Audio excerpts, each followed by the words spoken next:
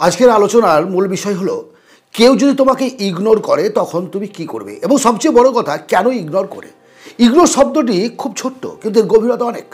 একজন মানুষ তখনই তোমাকে ইগনোর করবে যখন সে তোমার সান্নিধ্য চায় না, তোমাকে অপমান করতে চায়, তোমাকে তার ভালো লাগে না, তোমাকে ছোট করতে চায়, বিভিন্ন কারণ।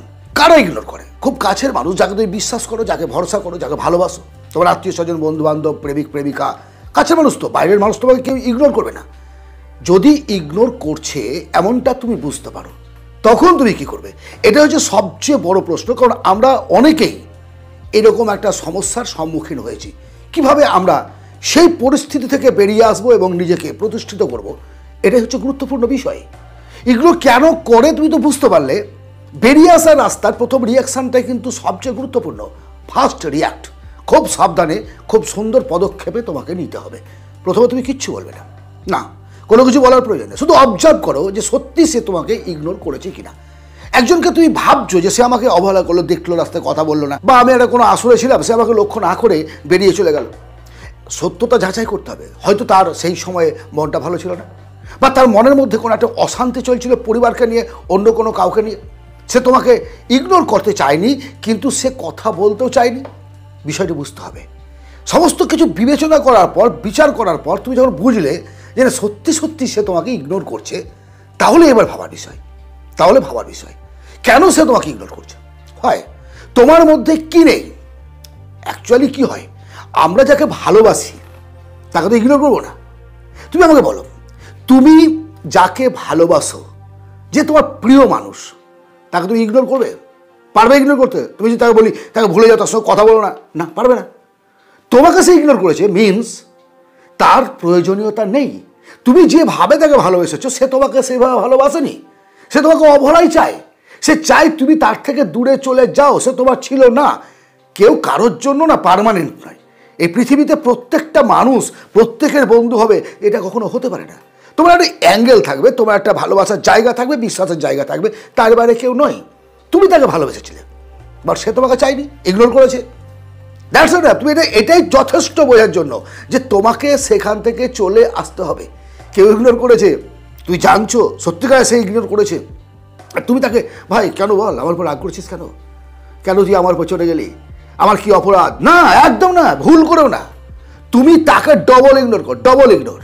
সে ইগনোর করেছে, তুমি অবহেলা করো।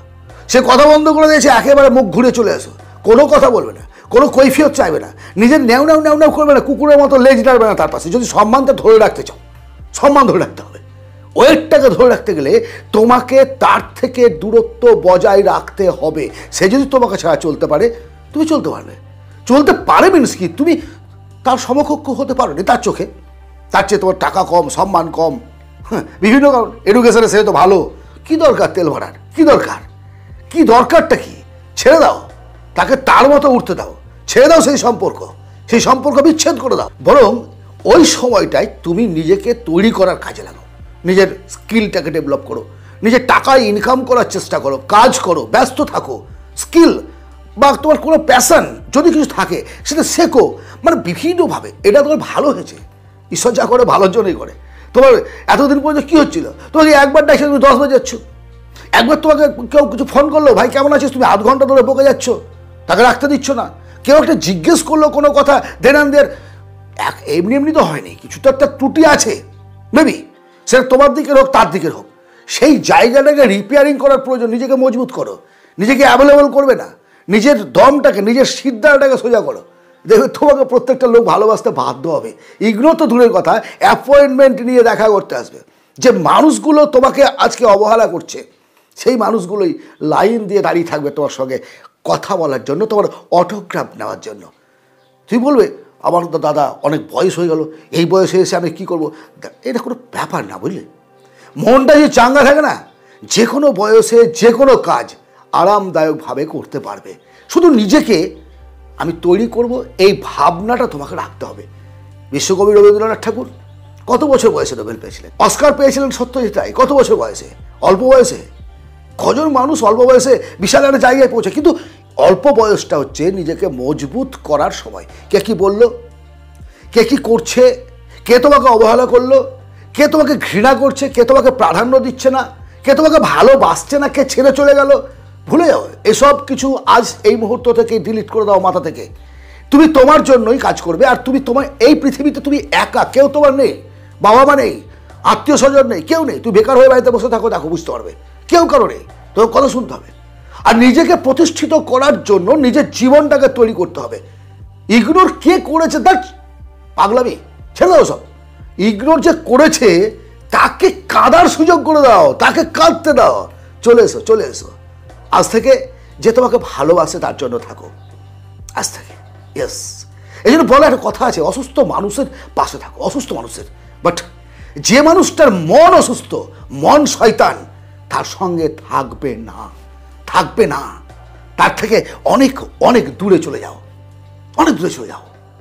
যে বন্ধুটা তোমাকে পথ চলার রাস্তা দেখায়, কোথায় তুমি লক্ষ্যে পৌঁছাবে, কিভাবে গেলে পৌঁছাবে, যে তোমাকে অ্যাডভাইস দেয়, যে তোমাকে পজিটিভ কথা বলে, সে তোমার বন্ধু। আর যারা নেগেটিভ কথা বলে, তো তারা হবে না, তুই পারবি না, তোমাকে অবহেলা করে, চরম শত্রু সে তোমার, চরম চরম শত্রু।